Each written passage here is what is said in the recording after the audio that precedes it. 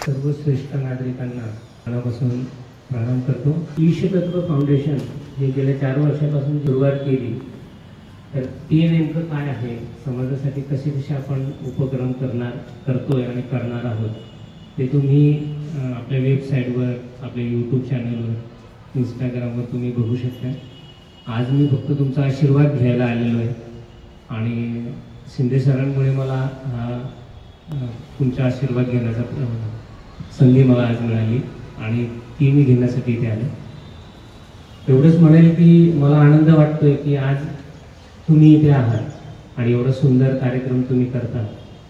जन्मदिवस अशा पद्धतीने साजरा करणं हे आपलं एक महत्भाग्य समजायचं की आज 21व्या शतकात समाज कुठे चालला आहे, काय परिस्थिती भयंकर बाहेर आहे, पण एवढ्या अशा या सगळ्या झगमगाटाच्या जगामध्ये वातावरणामध्ये आपण एकत्र येतोय, एक दुसऱ्यांना भेटतोय। मला वाटतं हा गेट टुगेदरच कार्यक्रम आहे तुमचा, हे होणं खूप गरजेचं आहे। आपण पुढच्या पिढीला काय देऊ शकू की आज कुटुंब व्यवस्था राहिलेली नाही, विखुरलेले सगळं, आणि आज आपण एकाच कुटुंबाचे नसून किंवा आपण एका रक्ताचे नसून रक्त बनवणारा एक आहे आणि त्या निमित्ताने आपण आज एक दुसऱ्या सोबत जोडून आहोत आणि एकत्र येतोय। हे जर आपण पुढच्या पिढीला देऊ शकलो आणि त्यांनी घेतलं तर त्यांचं आयुष्य नक्कीच हे चांगलं घडणार आहे। भारतीय संस्कृती ही त्यांच्यापर्यंत आपण ट्रान्सफर करू शकू। आता मी जिथे जिथे जातो, कुठेही काही कोणी आयुर्वेदिक औषध बनवत असेल तर मी पहिला प्रश्न करतो, हे तुम्ही तुमच्या पिढीला शिकवतायत का?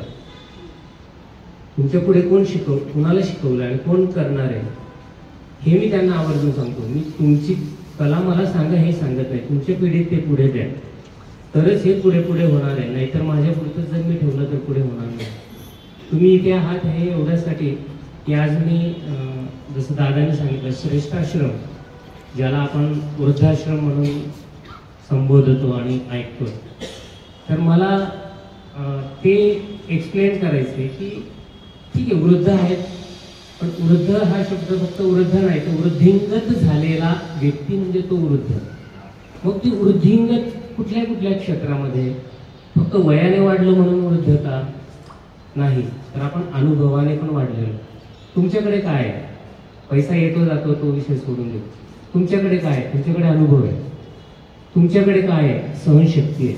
तुम्ही आजपर्यंत इथे जर का 50, 60, 65, 75 पर्यंत इथे लाईव्ह आहात, तर तुमच्याकडे संयम आहे आणि त्या संयमामुळे तुम्ही इथे आलेला आहात। तुमच्याकडे कुठल्याही प्रसंगातून कसं पार व्हायचं आणि त्या संकटाला तोंड देऊन कसं पुढे यायचं आणि आनंदी राहायचं, ह्या सगळ्या गुण तुमच्याकडे आहेत।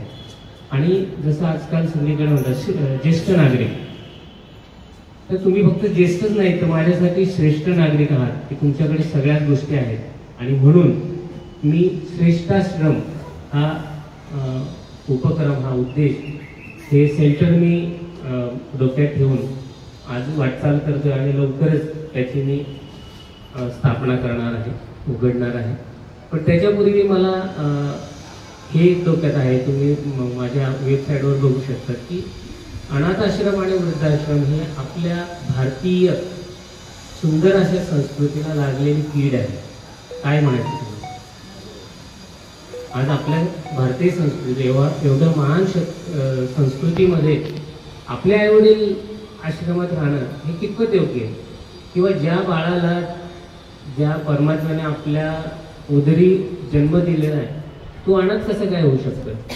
म्हणून तो अनाथ नाही आहे, त्याचे कृत्रिम जे आईवडील आहेत फिजिकल, ते काही कारणास्तव त्याला टाकून गेले, पण ज्याने जन्म दिलाय, जो सगळ्यांचा नाथ आहे, तो मरेपर्यंत त्याचा सह आहे, सोबत आहे, म्हणून तो सनाथ आहे। आणि म्हणून अनाथ आश्रम नाही तर मी सनाथ आश्रम हा सुरू करण्याचा मी संकल्प घेतलेला आहे। वृद्धाश्रमांवर येऊ, आज मला एक प्रत्येकाला विचारायचं आहे, मी हा प्रश्न प्रत्येक ठिकाणी गेल्यावर विचारतो, वृद्धाश्रमात कुणाकुणाला जायचंय? वृद्धाश्रमात कुणाकुणाला जायचंय? नाही। आता 2 प्रश्न आहेत की तिथे जायचं नाही, पण मग ज्यांची परिस्थिती होते ते तर जातात, बरोबर, पण ते का जातात हे सगळ्यात महत्वाचं आहे। 2 माणसं असतात, एक प्राणी जर खड्ड्यात पडला तर दुसरा प्राणी त्याला काढू शकत नाही, पण एक मनुष्य जर खड्ड्यात पडला असेल, दुसरा मनुष्य जर बाहेर असेल तर तो त्याला काढणार, बरोबर? कारण बुद्धिशक्ती भगवंताने दिलेली. तर काही अशी व्यक्ती आहेत की ते खड्ड्यात पडलेले आहेत आणि तुम्ही माझ्यासाठी अशी व्यक्ती आहात की तुम्ही आज बाहेर आहात. मला आनंद आहे की आज तुम्ही इथे आहात, सेंटरमध्ये कुठल्या वृद्धाश्रमात नाही. मग आपल्याला तुम्हाला तुमच्यासोबत तुमची साथ मला जर असेल तर ते जे खड्ड्यात आहेत म्हणजे वृद्धाश्रमात आहेत त्यांना बाहेर काढण्याचं काम आपल्याला करायचं आहे. ते कशा पद्धतीने होईल काय, तर त्यांना बाहेर काढून वैयक्तिक लाईफ त्यांच्या मुलांकडे पाठवणं किंवा त्यांना पाहिजे तसं जीवन देणं हे शक्य नाही आहे. पण त्यांना जसं घरात वातावरण होतं, घरात नातवंड होती, घरात मुलगासारखा कोणी त्या अधिकाराने बोलू शकतो असं वातावरण तर देऊ शकतो आपण.